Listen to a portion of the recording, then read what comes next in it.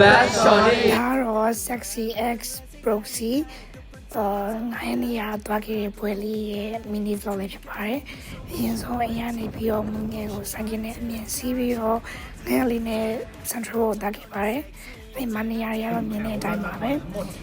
အဲ့မှာထိုင်းလူတွေနဲ့ဘာဖြစ်ကြမှမသိဘူးပေါ့နော်ထင်တာတော့သူတို့ကတော့ state ကကျင်းနေတော့လူတွေကိုနောက်ပြန်ရွှေ့ခိုင်းတာပေါ့နော်ဒါပေမဲ့လည်းဟိုကအရာဝါနေပြီအဲ့ဒီအရှင်သားမှာပဲကြံခဲ့တယ်ဒါကတော့တဲဆွဲနေတူလို့တော့ကြောက်ဖွာလို့ရိုက်လာဒါတော့ဒီမမချောလို့သူတို့အစမ်းလေးချင်းနေကြပါဘောနော်ကဲလာပါပြီ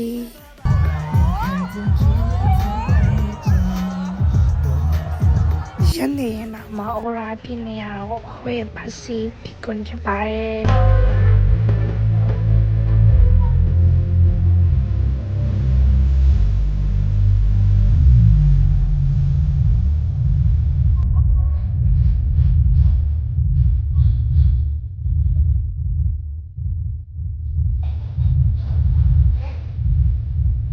ဒီဘက်ရှော့ရဲ့ intro choreography ကိုလည်းဘယ်လိုချိန်လို့ချိန်မှမသိဘူးသေးလားတချင်တော့ဘီကွန်ဒီဘက်ကိုရမလာဘူးတော့ဘက်မှာပဲနေများ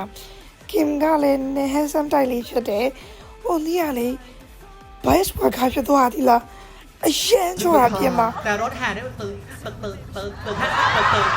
อะไรอย่างเงี้ย